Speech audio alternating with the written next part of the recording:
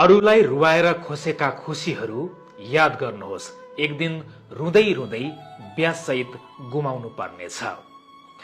साँच्चै यो एउटा मर्मस्पर्शी भनाइ है।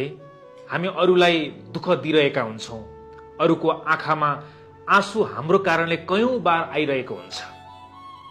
हामीले कसैलाई धोका दिइराख्दाखेरि, कसैलाई नराम्रो गरिराख्दाखेरि हामीले के नै गर्यौं जस्तो हामीलाई लाग्छ कि। तर एउटा कुरा याद गर्नुहोस्, आज तपाईले जुन कर्म गर्नुहुन्छ, जस्तो कर्म गर्नु भएको छ, जे गरिराख्नु भएको छ, यसको फल राम्रो गरे तपाईले राम्रो नै पाउनुहुनेछ भने नराम्रो गरे नराम्रो नै फल पाउनुहुनेछ। आज कसैलाई दुःख दिएर, कसैलाई छलेर, कसैलाई ढाँटेर असाध्यै राम्रो गरे भनेर कहिले पनि नसोच्नुहोस्। यदि तपाईले यो सोचिराख्नु भएको छ भने तपाई भ्रममा हुनुहुन्छ। कसैको मन दुखाउने काम किन गर्नुहुन्छ? कसैलाई धोका किन दिनुहुन्छ?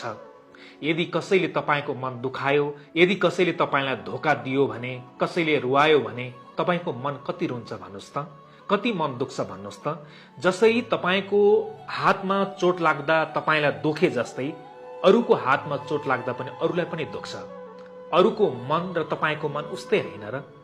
त्यसकारण आजदेखि कसैलाई पनि आफ्नो कारणले दुःख दिने काम नगरौं, कसैलाई पनि रुवाउने काम नगरौं, धोका दिने काम जीवनमा कहिले पनि नगरौं।